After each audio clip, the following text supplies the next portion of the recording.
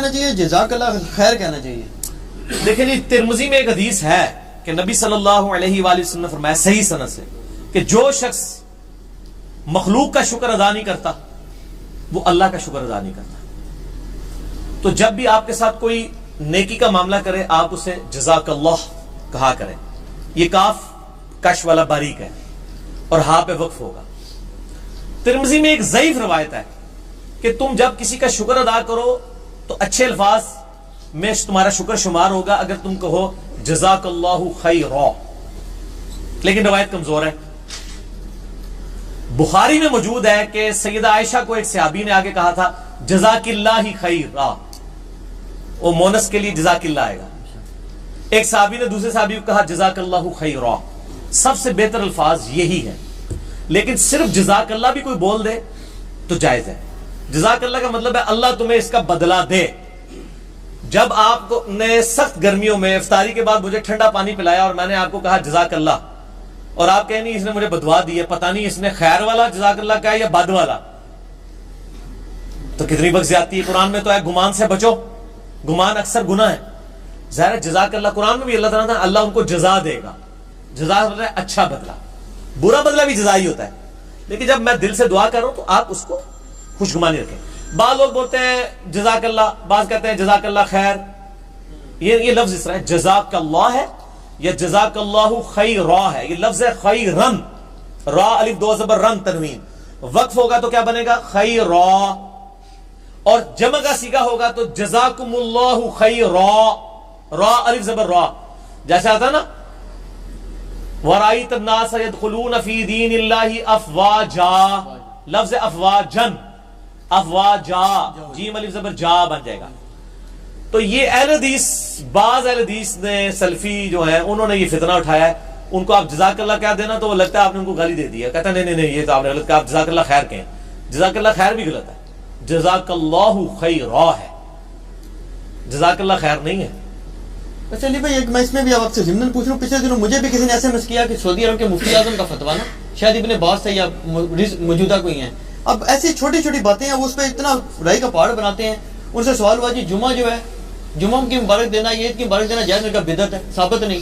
اب یہ مطلب یار میرا اس طرح تو پھر کیا کریں گے آپ زندگی میں؟ نیو ہیپی ایئر، جمعہ مبارک، یہ ساروں کے اوپر میرا ایک کلپ ہے. کیا ہیپی ایئر مبارک کہنا جائز ہے؟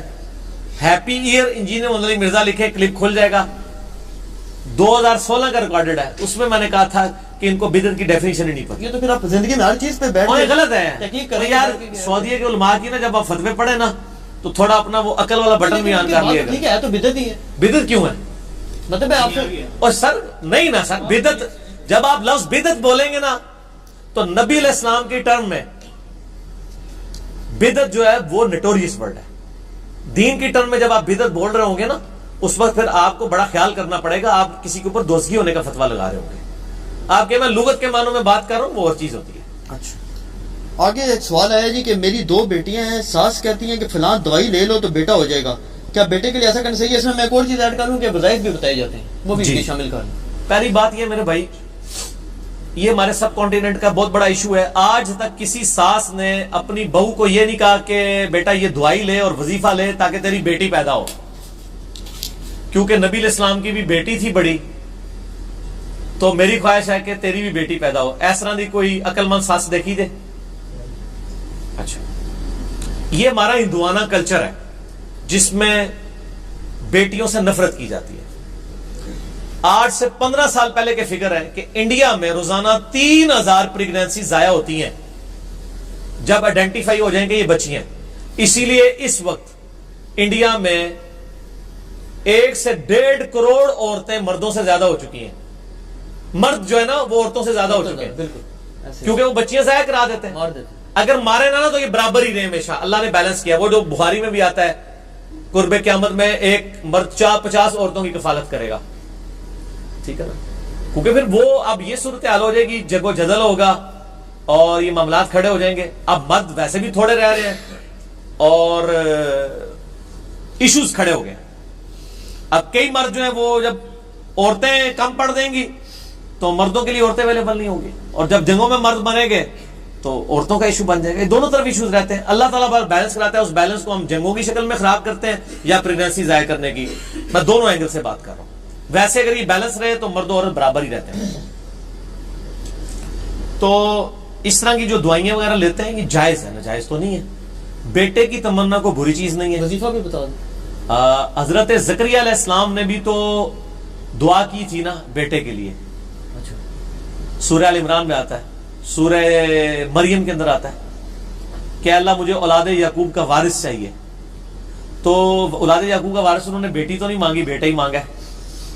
تو بیٹے کی خواہش رکھنا کوئی بری چیز نہیں ہے, لیکن اس کے لیے ایکسٹراڈنری تگودو کرنا اور ادھم مچا لینا اور آپ مطلب پیرو فقیروں کے پیچھے پھرنا شروع کر دینا, تعویذ دھاگے کروانا شروع کر دینا, وہ غلط ہے. وظیفہ ایک ہی ہے, ربنا آتنا فی الدنیا حسنہ وفی الآخرۃ حسنۃ وقنا عذاب النار ربنا ھب لنا من ازواجنا. آپ مصیبت اور پریشانی سے بچاؤ کے 3 وظائف ہیں. میرے یوٹیوب پہ کلپ ہے, 4-5 لاکھ لوگ دیکھ چکے ہیں. نمبر 1 حسبنا اللہ ونعم الوکیل. نمبر 2 یا حی یا قیوم برحمتک استغیث. تیسرا لا الہ الا انت سبحانک انی کنت من الظالمین. اور اس کے علاوہ اگر آپ نے حضرت زکریا علیہ السلام کی دعا جو ہے سورہ ال عمران سے اور سورہ جو ہے وہ مریم میں, وہ آپ دیکھ لیں, وہ پڑھ لیں, وہ کچھ بھی ہے. باقی اللہ نے اپنی مرضی کرنی ہے. سورہ شورا میں اللہ جسے چاہتا ہے بیٹے دیتا ہے, جسے چاہتا ہے بیٹیاں دیتا ہے, جسے چاہتا ہے دونوں دیتا ہے, جس کو چاہتا ہے بے اولاد رکھتا ہے. نبی علیہ السلام کی اپنی آلموسٹ صرف حضرت خدیجہ کی اولاد تھی نا, یا ماریہ قبطیہ سے ابراہیم پیدا, باقی تو ساری بیویاں آپ کی بے اولاد تھی, نہ بچہ نہ بچی. تو بہرحال اس کو اتنا پرابلم بنا لینا, اس کے پیچھے مصیبت کھڑی کر دینا, وہ لاد ہے. باقی اس کی خواہش رکھنا اور دعائی علاج کرنا وہ جائز ہے, اس کو کوئی ناجائز نہیں کہتا. لیکن مطلب